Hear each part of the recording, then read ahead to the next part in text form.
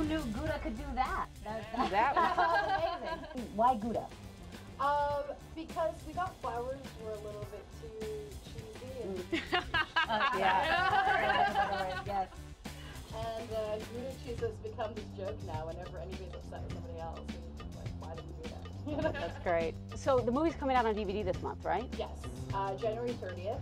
You can get it on Amazon.com, or you can get it from the Warner Brothers home video site. So please go. You can pre-order it, buy early, buy many copies. And yeah.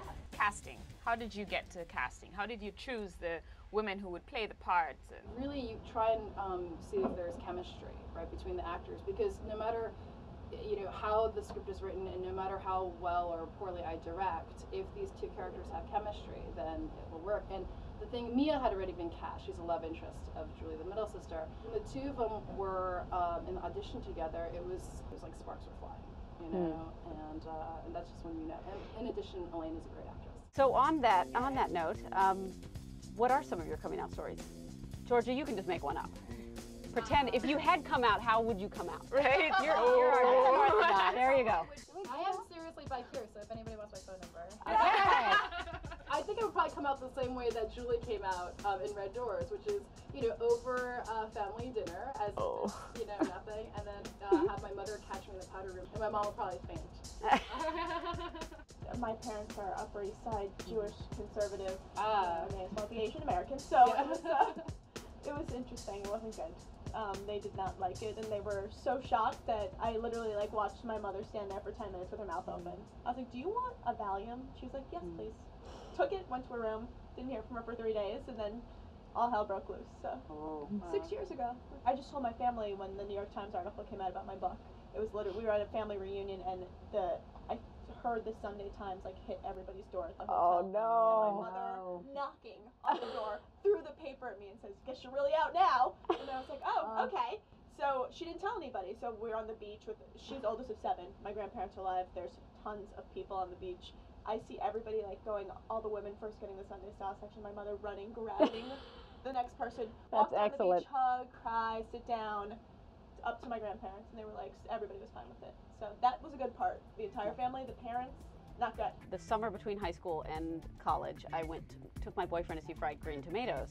Just a guy I was casually dating at the time, and I came out of that. I was just crying coming out of that movie because I literally went into the movie thinking I was straight and came out of the movie going, "Oh my God, I'm so gay." And it was the first time I had ever sort of consciously accepted that. Although then, when I look back, I can see the signs.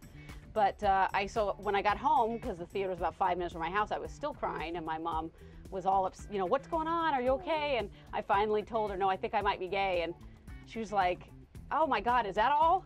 She's like, "That's fine, that's okay." And my mom's a pretty devout Christian, but she's the right kind of Christian, the kind of Christian who really, I suppose she might prefer if I wasn't gay, but she really is accepting, and mostly she'd prefer it just because she doesn't want my life to be hard. Or she might prefer you wear some more skirts too. She would prefer that, I know. I just sort of called my mother up. I know you're probably not supposed to do that. Is there a way to do it? I don't know. I haven't read the handbook recently. You're probably not supposed to do things like that. Break up, come out, on the phone. But it was getting to the point where I didn't want her to find out in the paper. So, so I called her up, and I at this point I identify as bisexual. So I called her up, and I was hoping I would have preferred a girlfriend that I could drag home and say, "It's me, as proof. It's true," and then they would have a person that say, "Oh, she's a nice girl," and then her West Indian instincts would come forth, and she would sit down, have something to eat, and then you forget it. Right. But I called her up, and I just said, "Well, we don't ever have to have this conversation ever again. I'm not asking for your approval. I just want you to know, because I'm your daughter, and you should know me. I'm bisexual." And she paused, and this is a very smart woman who's currently in graduate school for social psychology, and so, but she's also West Indian, from the islands, and very, very deeply spiritual.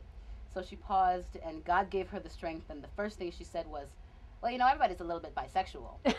Oh my God. No. Exactly. That's an overshare. I think I told my mother I was gay when I met her. I met her at 25.